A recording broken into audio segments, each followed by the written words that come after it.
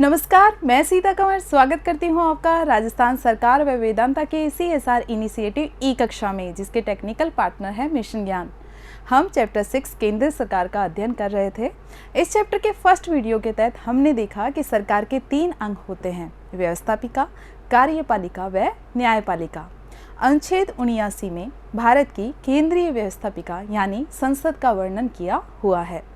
भारतीय संसद के 3 महत्वपूर्ण अंग होते हैं: लोकसभा, राज्यसभा व राष्ट्रपति। प्रथम वीडियो में हमने न केवल लोकसभा की संरचना को समझा, अपितु भारतीय संविधान के द्वारा लोकसभा को जो महत्वपूर्ण कार्य व शक्तियाँ दी गई हैं उनका भी अध्ययन किया। आज के वीडियो में हम संसद के दूसरे सदन राज्यसभा का अध्ययन करेंगे और राज्यसभा की संरचना, साथ ही इसके कार्य व शक्तियों को समझेंगे। तो चलिए शुरू करते हैं। सबसे पहले हम देखते हैं कि हम राज्यसभा का अध्ययन किन बिंदुओं के तहत करेंगे। हम राज्यसभा की संरचना या संगठन को समझेंगे। संरचना या संगठन के अंदर हम देखेंगे कि राज्यसभा में कुल कितने सदस्य होते हैं, अधिकतम सदस्य कितने हो सकते हैं और वर्तमान में कितनी सदस्य संख्या है। साथ ही देखेंगे कि इन सदस्यों का निर्वाचन किस तरीके से होता है, यानी इनके चुने जाने का क्या तरीका होता है। इसी के साथ ही सदस्य की योग्यताओं को समझेंगे, साथ ही सदस्य के कार्यकाल पर भी विचार करेंगे। इसी के साथ ही राज्यसभा की कार्यकलापों के संचालन करने के लिए कौन कौन से पदाधिकारियों की नियुक्ति की जाती है उसके बारे में भी जानकारी प्राप्त करेंगे। सेकंड बिंदु के तहत हम अध्ययन करेंगे कि संविधान के द्वारा राज्यसभा को कौन कौन से कार्य दिए गए हैं, कौन कौन सी विशेष शक्तियां उसे प्राप्त होती है, और लोकसभा के साथ तुलना करते हुए हम राज्यसभा का अध्ययन करेंगे। तो चलिए शुरू करते हैं। सबसे पहले हम समझते हैं राज्यसभा की रचना या संगठन को। तो इम्पोर्टेंट है 7 नंबर के हिसाब से, क्या तो डायरेक्ट पूछा जा सकता है राज्यसभा की कार्य व शक्तियों का वर्णन कीजिए, या फिर क्वेश्चन आ सकता है कि लोकसभा व राज्यसभा का तुलनात्मक अध्ययन कीजिए। तो सबसे पहले हम देखते हैं कि अनुच्छेद 80 में राज्यसभा की संरचना का वर्णन किया गया है। अनुच्छेद 79 में हमने देखा कि भारतीय संविधान में संसद का वर्णन किया गया है कि संसद के 2 सदन होंगे, लोकसभा व राज्यसभा।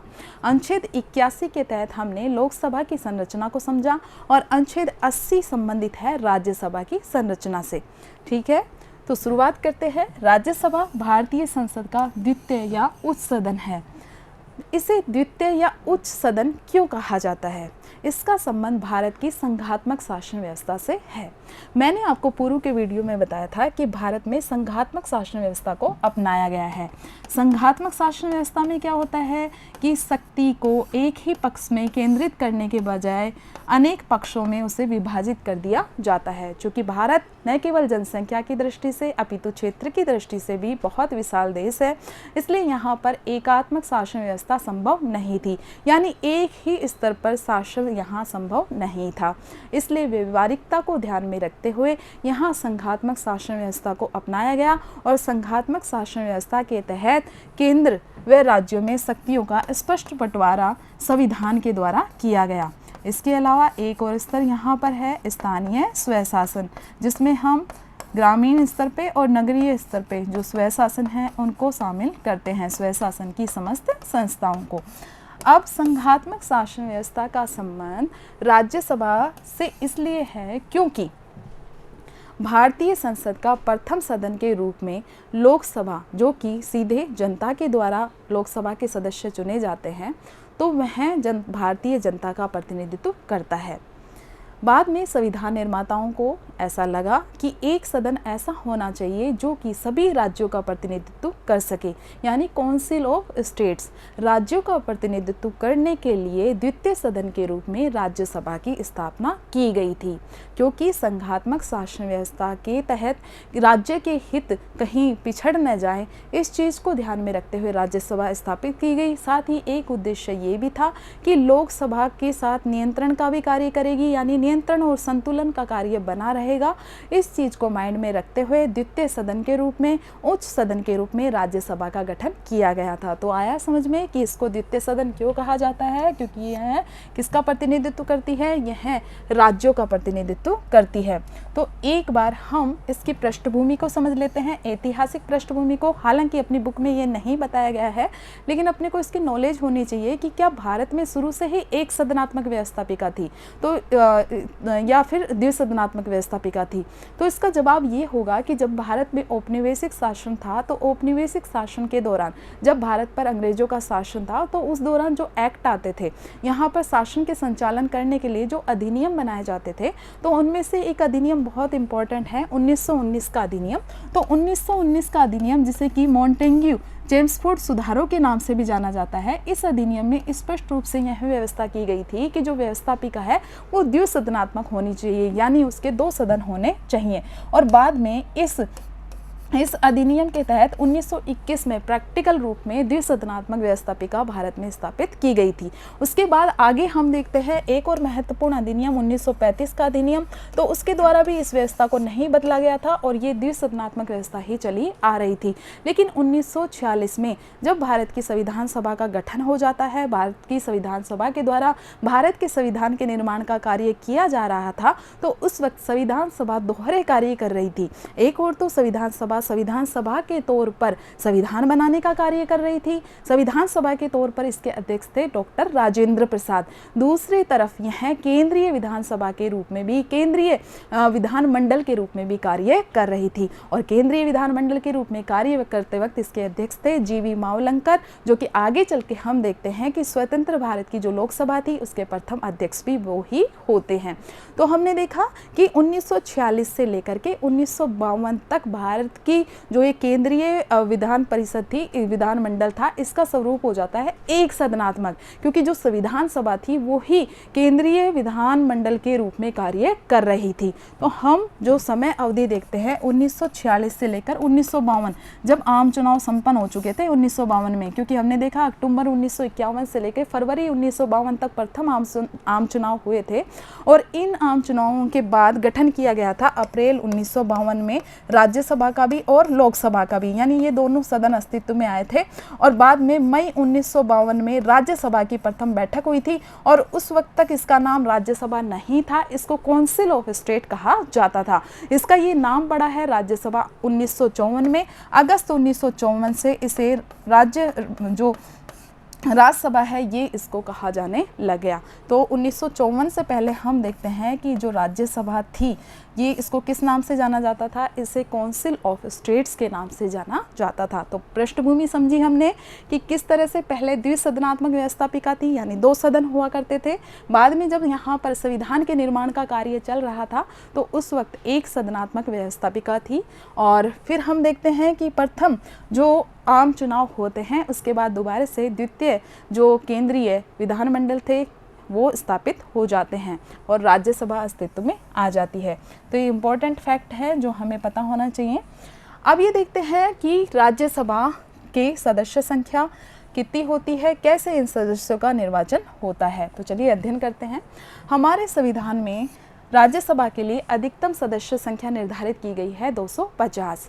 इनमें से 238 सदस्य राज्य व संघ राज्य क्षेत्र के प्रतिनिधि होंगे, ठीक है, यानी राज्य के क्षेत्र से और जो संघ राज्य क्षेत्र की जो विधानसभा है इनके सदस्य के द्वारा ये अप्रत्यक्ष रूप से निर्वाचित होंगे, जबकि 12 सदस्य राष्ट्रपति के द्वारा मनोनीत होंगे। इसको हम इस तरह से समझ लेते हैं कि भारतीय जो संविधान में क्लियर बता रखा है कि राज्यसभा में जो अधिकतम सदस्य है वो 250 हो सकते हैं और इन 250 सदस्य में से जो 238 सदस्य होंगे, 238 सदस्य अप्रत्यक्ष रूप से निर्वाचित होकर आएंगे।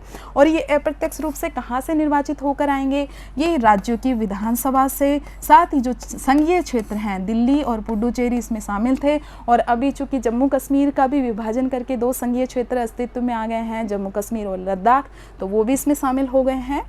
तो राज्यों व संघीय क्षेत्र की जो विधानसभा है ना, लेकिन आप ये कहेंगे कि सिर्फ दिल्ली और पुडुचेरी ही क्यों शामिल था, क्योंकि और जो संघीय क्षेत्र हैं उनकी जनसंख्या काफ़ी कम थी, तो इसलिए दिल्ली व पुडुचेरी को ही प्रतिनिधित्व मिला हुआ था। दिल्ली की 3 सीट थी, पुडुचेरी की 1 सीट थी। और अभी चूंकि इसमें जम्मू कश्मीर भी शामिल हो गया है, जम्मू कश्मीर की राज्य के रूप में जो सीटें चली आ रही थी उनको ही अब संघीय क्षेत्र की सीटों के रूप में दर्शाया गया है। तो अधिकतम की बात हम कर रहे हैं फिलहाल तो 238 सदस्य आएंगे राज्य की विधानसभा से और संघीय क्षेत्र की विधानसभा से, और इनका होगा अप्रत्यक्ष निर्वाचन। अप्रत्यक्ष से मतलब है कि जनता इनको डायरेक्ट नहीं चुनेगी, बल्कि जो जनता के प्रतिनिधि हैं जो कि विधानसभा में बैठे हुए हैं ना, वो प्रतिनिधि इनको चुनेंगे। यानी अप्रत्यक्ष निर्वाचन हो गया, जनता नहीं चुन रही, जनता के प्रतिनिधि इनको चुन रहे हैं। तो इस तरह से यह अप्रत्यक्ष निर्वाचन होता है। और दूसरी तरफ हम देखते हैं कि जैसे लोकसभा में हमने देखा था 2 सदस्यों आंगल भारतीय सदस्यों को राष्ट्रपति मनोनीत करता है, इसी तरह से राज्यसभा में 12 सदस्य राष्ट्रपति के द्वारा मनोनीत किए जाते हैं मंत्री परिषद की सलाह के आधार पे। ये वो सदस्य होते हैं जो अपने अपने क्षेत्रों के ख्याति प्राप्त सदस्य होते हैं, जैसे कि समाज सेवा के क्षेत्र में, कला के क्षेत्र में, विज्ञान के क्षेत्र में, है ना, जिन्होंने अच्छा खासा कार्य किया हुआ होता है, उन व्यक्तियों को इसमें शामिल किया जाता है, जिससे कि उनके अनुभव का लाभ लिया जा सके, उनके ज्ञान का इसमें संसद में कानून निर्माण के दौरान उनके लाभ का जो फायदा उठाया जा सके। तो हमने देखा कौन कौन होते हैं ये व्यक्ति, जिन्होंने समाज सुधार के क्षेत्र में अच्छे खासे काम किए हों, या कला के क्षेत्र में, या साहित्य के क्षेत्र में, या विज्ञान के क्षेत्र में कार्य करे हों। ठीक है, तो इस तरह से ये सदस्य शामिल होते हैं। ये 12 सदस्य होते हैं और इनका क्या होता है, इनका होता है मनोनयन। ये मनोनीत होते हैं और ये इनका मनोनयन किया जाता है किसके द्वारा, इनका मनोनयन राष्ट्रपति के द्वारा किया जाता है। तो हमें समझ में आया अधिकतम सदस्य संख्या कितनी हो सकती है, अधिकतम सदस्य संख्या 250 हो सकती है। अब बात करते हैं वर्तमान की। तो वर्तमान में कितने सदस्य हैं, वर्तमान में सदस्य हैं 245, ये आपको याद रखना है। तो अभी हमने देखा कि इतने इतने सदस्य होते हैं, इस तरह से चुनकर आते हैं। अब ये देखते हैं कि ये जो सदस्य चुनकर आते हैं इनका चुनाव किस तरह से होता है। तो इनका चुनाव आनुपातिक प्रतिनिधित्व की एकल संक्रमणीय मत पद्धति के माध्यम से किया जाता है। तो ये आपको याद करना है, आनुपातिक प्रतिनिधित्व की एकल संक्रमणीय मत पद्धति। अब इसको एक बार समझ लेते हैं। देखो, भारत में चुनाव 2 तरह से होता है। एक होता है प्रादेशिक प्रतिनिधित्व, जिसमें क्षेत्र बांट दिए जाते हैं और उन क्षेत्रों से कैंडिडेट चुनकर आते हैं, जो कि हमने लोकसभा में देखा था, प्रादेशिक प्रतिनिधित्व। और दूसरा होता है आनुपातिक प्रतिनिधित्व। आनुपातिक प्रतिनिधित्व की 2 प्रणाली होती हैं, सूची प्रणाली और एकल संक्रमणीय मत पद्धति।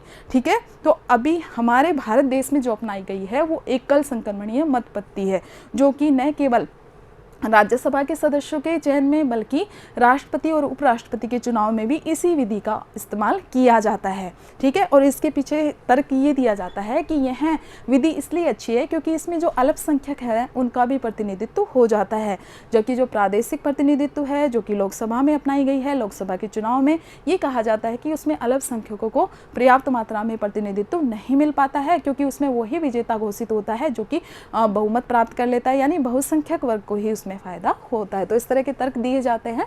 हमें इतना फोकस करना है, आनुपातिक प्रतिनिधित्व की एकल संक्रमणीय मत पद्धति के आधार पर ये सदस्य चुने जाते हैं। अब एक बार प्रैक्टिकल उदाहरण लेकर इसको समझ लेते हैं। सबसे पहले तो ये देखते हैं कि जो हमने देखा है कि टोटल सदस्य कितने हो सकते हैं। टोटल सदस्य हो सकते हैं 250, और उसमें से हमने देखा कि 238 सदस्य संघ व राज्य क्षेत्र की विधानसभा से चुने जाएंगे। अब कौन सा राज्य कितने सदस्य भेजेगा, ये किस पर निर्भर करता है, ये निर्भर करता है उस राज्य या संघ क्षेत्र की जनसंख्या पर। उनकी जनसंख्या के अनुपात में उनके सदस्य निर्धारित किए जाते हैं। ठीक है, 1971 की जनसंख्या को आधार माना गया है, उसके आधार पर उनके सदस्य निश्चित हैं। एक लिस्ट होती है निश्चित सदस्य की। तो हम देखते हैं कि लोकसभा में सबसे अधिक जो सदस्य हैं और राज्यसभा में सबसे अधिक सदस्य हैं वो हैं उत्तर प्रदेश के, क्योंकि उत्तर प्रदेश की जनसंख्या बहुत ज़्यादा है। तो राज्यसभा में उत्तर प्रदेश अपने 31 सदस्य भेजता है। तो हमने देखा कि हर एक का अपना कोटा निर्धारित होता है कि उसे कितने सदस्य भेजने होते हैं। जैसे अगर हम गोवा को देखें, अरुणाचल प्रदेश को देखें, त्रिपुरा को देखें, तो इनके एक सदस्य ही राज्यसभा में जा पाते हैं। और जब बात करते हैं राजस्थान की, तो राजस्थान की जनसंख्या के अनुपात में जो सदस्य राजस्थान राज्यसभा में भेजता है उनकी संख्या होती है 10। और लोकसभा में हमने देखा राजस्थान के द्वारा कितने सदस्य भेजे जाते हैं, राजस्थान के द्वारा 25 सदस्य लोकसभा में भेजे जाते हैं। अब ये सदस्यों का निर्धारण भी हो गया कि इतने सदस्य राजस्थान से आएंगे, इतने उत्तर प्रदेश से आएंगे, इतने दिल्ली से आएंगे, इतने पुडुचेरी से आएंगे। अब ये सदस्य कैसे चुने जाएंगे, तो उसकी चुनाव का एक नमूना अपन देखते हैं एक उदाहरण के माध्यम से, जिससे अपन समझ सकें आनुपातिक प्रतिनिधित्व को और एकल संक्रमणीय मतपत्ति को। इसमें क्या होता है, सिंपल एक कोटा पाना होता है जो सफल उम्मीदवार है उसको। इसमें क्या होता है, सबसे पहले जो उस क्षेत्र की जो विधानसभा है, उस विधानसभा में जो कुल सदस्य किसके, उस क्षेत्र की विधानसभा में, तो कुल सदस्य को ऊपर रखा जाता है। इसमें भाग दिया जाता है जितने सदस्य चुने जाने हैं। एक बात ध्यान रखना, हमेशा पूरे सदस्य नहीं चुने जाते हैं कि राज्यसभा में राजस्थान से 10 जा रहे हैं तो 10 एक साथ चुने जाएंगे, ऐसा नहीं होता है, क्योंकि इसको हम आगे समझेंगे। क्योंकि राज्यसभा एक स्थायी सदन है, लेकिन उसके जो 1/3 सदस्य है वो हर 2 साल में रिटायर होते जाते हैं, हर 2 साल में सेवानिवृत्त हो जाते हैं। इस हिसाब से एक सदस्य का कार्यकाल 6 साल का होता है और कोई भी सदस्य एक साथ सेवानिवृत्त नहीं होते हैं। किसी का 6 साल पहले पूरा हो गया, किसी का 6 साल बाद में हो गया। तो इसलिए हमेशा ध्यान रखना कि राज्यसभा में जितने सदस्य किसी क्षेत्र से जाते हैं तो वो एक साथ नहीं चुने जाते हैं। जिस अनुपात में सीटें खाली होती जाती हैं उसी अनुपात में उनका चुनाव होता है। जैसे अगर हम 2020 में देखें तो राजस्थान की 3 राज्यसभा की सीटें खाली थी और 3 सीटों के लिए ही चुनाव करवाए गए थे। तो हम उसी का एक उदाहरण ले लेते हैं राजस्थान का ही, कि किस तरह से राजस्थान में जो ये 3 सीटें थी 2020 में जिनके लिए चुनाव करवाया गया, तो किस तरीके से वो चुनाव हुए। तो हमने पैटर्न देखा कि कुल सदस्य उस विधानसभा के सबसे ऊपर रखे जाते हैं, साथ में जितनी सीटों के लिए चुनाव हो रहा है उसका भाग दिया जाता है, उसमें +1 करके, फिर जो आता है उसमें भी +1 कर दिया जाता है। ये इसका पैटर्न होता है। ठीक है, अब राजस्थान पे इसको लागू करते हैं। राजस्थान में कुल विधानसभा की सदस्य संख्या कितनी है, राजस्थान में कुल विधानसभा सदस्य संख्या है 200। अब भाई सीटों के चुनाव हुए थे, 3 राज्यसभा सदस्य के लिए चुनाव हुए थे। अब 3 में +1 कर दो, किसका भाग देना है, 4 का भाग देना है। 4 का भाग देना है, कितने आ गए, 50 आ गए। और किसको प्लस करना है, +1 करना है। यानी जो कैंडिडेट यहाँ से जाएगा ना, उसको कम से कम 51 विधायकों के मत उसके पास होने चाहिए, 51 विधायकों का समर्थन उसे प्राप्त होना चाहिए। तो ये हमने समझा कि इस तरह से उनको कोटा पाना होता है। अब ये एकल संक्रमणीय क्या होती है, एकल संक्रमणीय का मतलब ये होता है कि ट्रांसफरेबल होते हैं उनके वोट, यानी उनका वोट गिना तो एक ही जाएगा, मतलब एक जो विधायक है वो एक ही वोट देगा। लेकिन जितने कैंडिडेट खड़े होते हैं ना, उनको रुचि, उसको वरीयता देनी होती है कि जो ए खड़ा हुआ है, माना कि ए कैंडिडेट खड़ा हुआ है, B candidate, C D candidate खड़ा हुआ है, तो वो मतलब उसकी फर्स्ट प्रेफरेंस कौन सी है, उसको पहले नंबर पे कौन सा उम्मीदवार पसंद है। माना बी उम्मीदवार को फर्स्ट वरीयता दी, ए को सेकंड वरीयता दी, सी को थर्ड दी और डी को 4 वरीयता दी। तो सबसे पहले जो फर्स्ट वरीयता वाले वोट हैं, प्रथम वरीयता वाले वोट, वो गिने जाते हैं। अब ए बी सी डी दोनों के गिने हुए तो ए को भी 51 मत प्राप्त हो गए, बी को भी 51 मत प्राप्त हो गए, तो ये दोनों तो जीत के डायरेक्ट चले गए राजस्थान से राज्यसभा में। लेकिन भाई अब सी को नहीं मिले, सी को मिले 45, डी को मिले 44। अब इसके लिए क्या किया जाएगा, जो द्वितीय वरीयता वाले वोट थे, सेकंड वरीयता वाले, क्योंकि फर्स्ट वरीयता के आधार पे तो इनको कोटा प्राप्त नहीं हुआ, इसलिए इनके जो द्वितीय वरीयता वाले वोट थे उनकी गणना की जाएगी। और ये गणना तब तक चलती रहेगी जब तक कि इनको बहुमत प्राप्त नहीं हो जाएगा, मतलब जो कोटा है वो प्राप्त नहीं हो जाएगा। तो इस विधि में कंफ्यूज नहीं होना है, बार बार वीडियो आप देख लेना पॉज करके। इसी के साथ ही राष्ट्रपति में हम एक बार और अच्छे से इसी विधि को समझ लेंगे। तो ये देखा हमने, चुनाव इस तरह से होता है। अब सदस्य, जो राज्यसभा का सदस्य बनने के लिए क्या क्या योग्यता होनी चाहिए, तो लगभग वही योग्यता है जो कि लोकसभा का सदस्य बनने के लिए थी। अंतर मात्र इतना है कि उसमें 25 साल थी, न्यूनतम आयु कि कम से कम 25 साल का होना चाहिए, और इसमें न्यूनतम आयु है 30 साल कि कम से कम उसको 30 साल का होना चाहिए। तो वह पहली कंडीशन, वह भारत का नागरिक हो, न्यूनतम आयु उसकी 30 वर्ष हो। इसके अलावा निहर्ताएँ बताई गई हैं कि मतलब ये चीज़ें नहीं होनी चाहिए।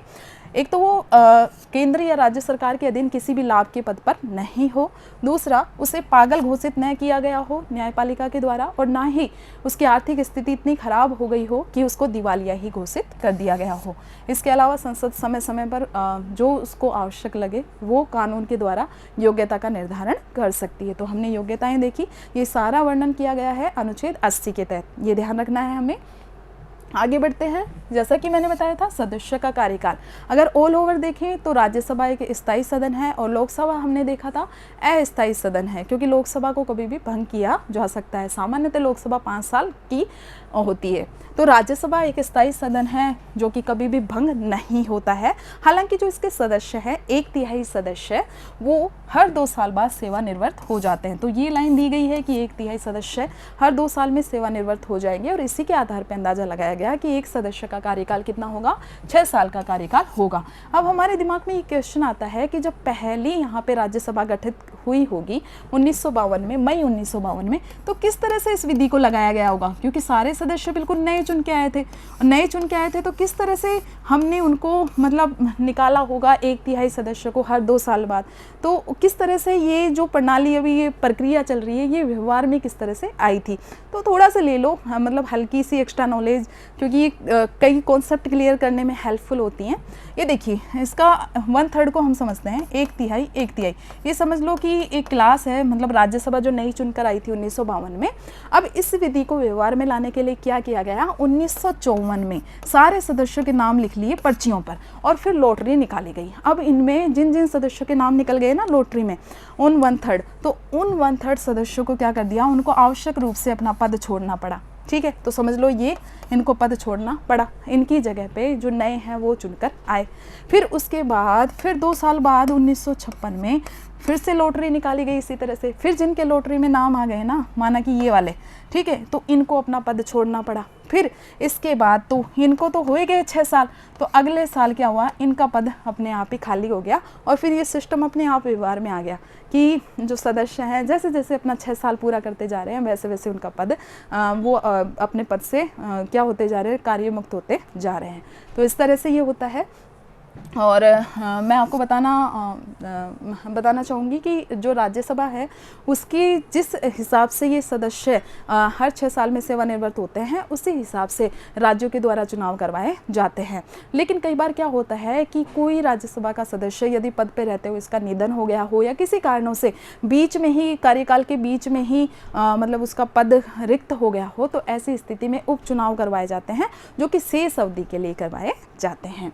आगे बढ़ते हैं, राज्यसभा के पदाधिकारी की बात करते हैं, क्योंकि हमने देखा कि लोकसभा के कार्य संचालन के लिए, व्यवस्था बनाए रखने के लिए, सिस्टम के लिए जिस तरह से लोकसभा अध्यक्ष और उपाध्यक्ष निर्वाचित होते हैं उसी तरह से राज्यसभा में भी 2 पद होते हैं महत्वपूर्ण, सभापति का पद और उपसभापति का पद। लेकिन अंतर ये होता है कि जैसे लोकसभा का अध्यक्ष था वो लोकसभा के सदस्य में से ही चुना जा रहा था, जैसे हम क्लास में से मॉनिटर का चयन करते हैं। लेकिन जो राज्यसभा का सभापति होता है ना, वो मॉनिटर की तरह चयनित नहीं होता है, लोकसभा के अध्यक्ष की तरह उसका चयन नहीं होता है। क्यों? क्योंकि भाई वो उपराष्ट्रपति होता है, जो हमारे देश का उपराष्ट्रपति होगा ना वही राज्यसभा का सभापति होगा, वो पदेन सभापति होगा। यानी ऐसी व्यवस्था की गई है कि कोई व्यक्ति जो उपराष्ट्रपति चुना जाएगा आनुपातिक प्रतिनिधित्व की विधि के द्वारा, संसद के दोनों सदनों के द्वारा, तो वो उपराष्ट्रपति अपने आप ही पदेन अध्यक्ष कहलाएगा, पदेन सभापति कहलाएगा। किसका? राज्यसभा का। चूंकि वो उपराष्ट्रपति के पद पे आ गया है तो उस नाते वो राज्यसभा का अपने आप ही पदेन सभापति हो जाएगा।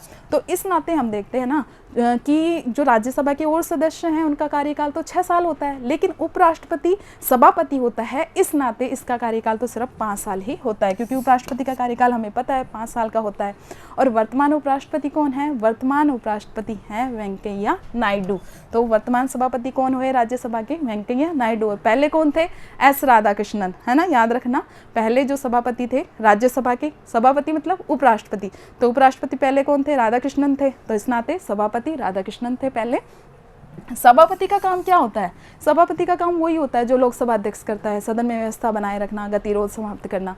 लेकिन जो सभापति होता है वो जो उपराष्ट्रपति होता है वो सभापति के तौर पे तो काम करता ही करता है, लेकिन कई बार क्या होता है राष्ट्रपति का पद कुछ समय के लिए खाली हो जाता है, राष्ट्रपति बीमार हो सकते हैं, हो सकता है विदेश यात्रा पे गए हों, हो सकता है कोई अन्य कारण से असमर्थ हों राष्ट्रपति के दायित्व का निर्वहन करने के लिए। तो ऐसी स्थिति में उपराष्ट्रपति के द्वारा राष्ट्रपति के कर्तव्य का संपादन किया जाता है। तो फिर सभापति वाले काम कौन करेगा? सभापति वाले काम करता है उस स्थिति में उपसभापति।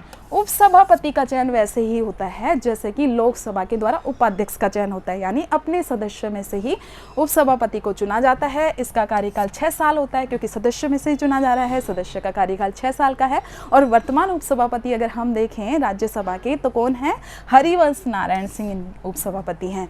कई बार ऐसी कंडीशन होती है कि सभापति और उपसभापति दोनों ही अनुपस्थित है, तो ऐसी स्थिति में एक अलग से व्यवस्था की गई है कि जो उपसभा अध्यक्ष होते हैं कुछ, उनको फिर राज्यसभा के कर्तव्य का संपादन करना होता है। एक और बात ध्यान रखना, जैसे कि हमने देखा था कि जो अध्यक्ष होता है लोकसभा का अध्यक्ष, तो त्यागपत्र देना हो तो वो एक दूसरे को दे सकते हैं, लेकिन जो ये यहाँ पे जो सभापति है राज्यसभा का सभापति, वो अपना त्यागपत्र किसको देगा? वो अपना त्यागपत्र देगा राष्ट्रपति को। उसके द्वारा अपना त्यागपत्र राष्ट्रपति को सौंपा जाएगा, क्योंकि एक्चुअल में वो क्या है? उपराष्ट्रपति है।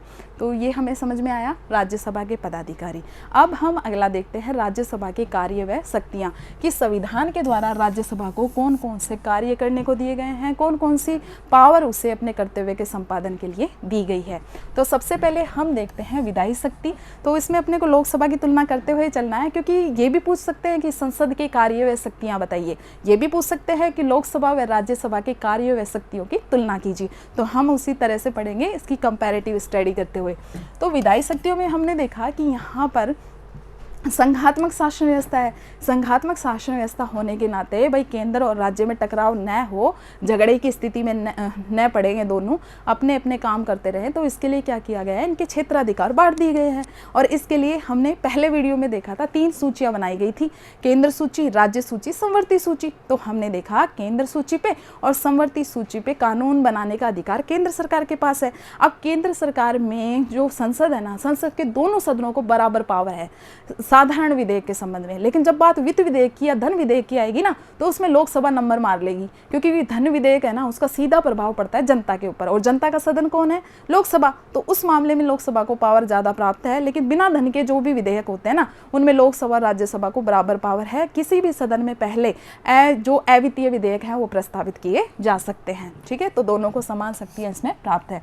इसी के साथ ही हम अगली शक्ति देखते हैं संविधान संशोधन की। हमने देखा कि संविधान के कुछ ऐसे आर्टिकल्स हैं जिनमें लगता है कि थोड़ा चेंज किया जाना चाहिए समय, क्योंकि कब भारतीय संविधान लागू हुआ था 1950 में, और कब अब 2020 आ गया। तो कई बार ऐसे लगता है कि कुछ संविधान के जो उपबंध हैं या संविधान के जो अनुच्छेद है उनमें थोड़ा चेंज किया जाना चाहिए। तो इसके लिए भारतीय संविधान में कठोर और लचीलेपन दोनों को ही अपनाया गया है। यानी कुछ प्रावधान तो इतने ईजी तौर पर संशोधित हो जाते हैं मात्र लोकसभा और राज्यसभा के साधारण बहुमत से, जबकि कुछ अनुच्छेदों में कुछ परिवर्तन करने के लिए विशेष बहुमत की जरूरत होती है, लोकसभा और राज्यसभा के विशेष बहुमत की। साथ ही ये भी जरूरी हो जाता है, कुछ में और भी टफ कर दिया गया है कि लोकसभा और राज्यसभा के साथ ही आधे राज्यों के विधानमंडल का समर्थन भी जरूरी है। यानी अनुच्छेद 368 में जो व्यवस्था की गई है संविधान में संशोधन की, वो 3 विधियों से हो सकती है। तो हमने देखा तीनों विधियों में ही राज्यसभा की सहमति भी जरूरी है, यानी राज्यसभा लोकसभा के साथ मिलकर के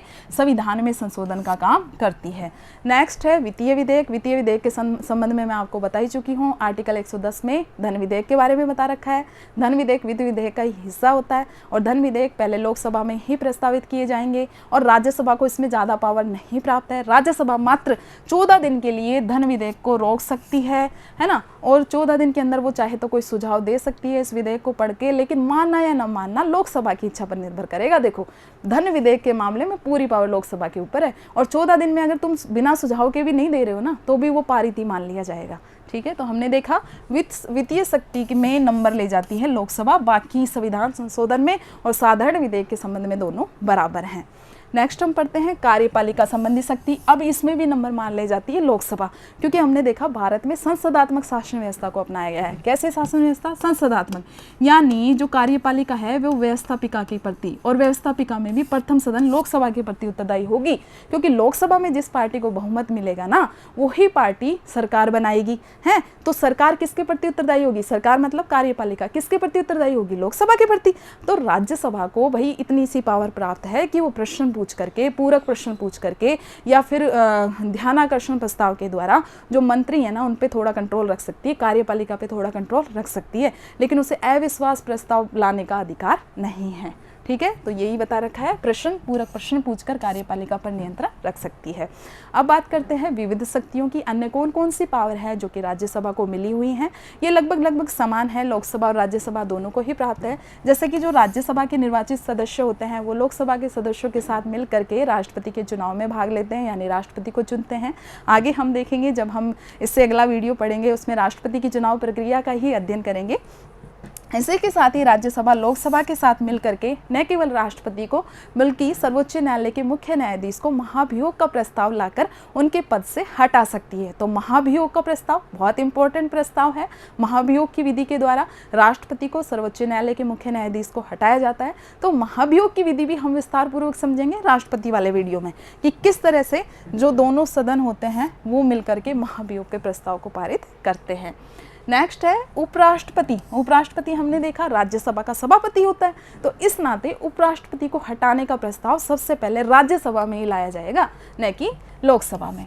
इसके साथ ही आपातकाल, जब हम राष्ट्रपति की शक्तियां पढ़ेंगे तो उसमें देखेंगे राष्ट्रपति को सामान्यकालीन शक्तियों के साथ ही कुछ आपातकालीन शक्तियां भी प्राप्त है, यानी इमरजेंसी, देश में कुछ ऐसी व्यवस्था उत्पन्न हो गई है कि संविधान के नियमों के अनुरूप शासन नहीं चल रहा है या कोई भारी आक्रमण हो गया है, तो उस वक्त राष्ट्रपति शासन लागू हो जाता है। लेकिन ये राष्ट्रपति शासन होता है, इसमें ये प्रावधान किया गया है कि इसकी घोषणा होने के 1 माह के अंदर अंदर इसको संसद से पास करवाना जरूरी है, और संसद मतलब लोकसभा और राज्यसभा दोनों मिलकर के इसको पास करेंगी, इसका अनुमोदन करेंगी। ठीक है, तो हमने देखा कुछ मामलों में ये हैं और लोकसभा दोनों मिलकर काम करती हैं। अब कुछ विशिष्ट शक्तियां जो सिर्फ राज्यसभा को ही प्राप्त है, तो उसमें अपन 2 पढ़ते हैं, एक तो अनुच्छेद 249 पढ़ते हैं और एक पढ़ते हैं अनुच्छेद 312। ठीक है, अनुच्छेद 249 में क्या कहा गया है, इसमें क्लियर कहा गया है कि राज्यसभा को ये लगे ना कि राज्य सूची में कोई ऐसा विषय है जो कि राष्ट्रीय महत्व का है, उस पर विधानमंडल को नहीं बल्कि संसद को कानून बनाना चाहिए, तो भाई राज्यसभा अपने 2/3 सदस्यों के बहुमत से प्रस्ताव पारित कर देगी और राज्य सूची के उस विषय को घोषित कर देगी राष्ट्रीय महत्व का। भाई ये तो राष्ट्रीय महत्व का है, नेशनल इंपॉर्टेंस का है, इसलिए इस पर तो संसद को कानून बनाना चाहिए। जबकि नॉर्मली तो राज्य सूची के विषय पे संसद कानून बना ही नहीं सकती, सिर्फ राज्य का विधानमंडल बना सकता है। लेकिन जब 249 की शक्ति का प्रयोग करके राज्यसभा ऐसा घोषित कर दे तो फिर संसद को पावर मिल जाती है कि जिस विषय को राष्ट्रीय महत्व का घोषित किया गया है उस पर वह कानून बना सकती है। सेकंड जो विशेष पावर राज्यसभा को मिली हुई है अनुच्छेद 312 के तहत कि राज्यसभा चाहे तो अपने सदस्यों के 2/3 बहुमत से नई अखिल भारतीय सेवाएं, ठीक है, उनका सर्जन कर सकती है ना। अखिल भारतीय सेवाओं को स्थापित करने का अधिकार केंद्र सरकार को यह दे सकती है, कौन, राज्यसभा। तो हमने देखा कि कुछ ऐसे मामले हैं जिनमें लोकसभा ज़्यादा थोड़ी पावरफुल होती है, जैसे कि कार्यपालिका पर नियंत्रण वाला मामला हमने देखा, इसी के साथ ही धन विधेयक को देखा है ना। तो आराम से अच्छे से इसका अध्ययन करना है, राज्यसभा इंपॉर्टेंट टॉपिक है। धन्यवाद।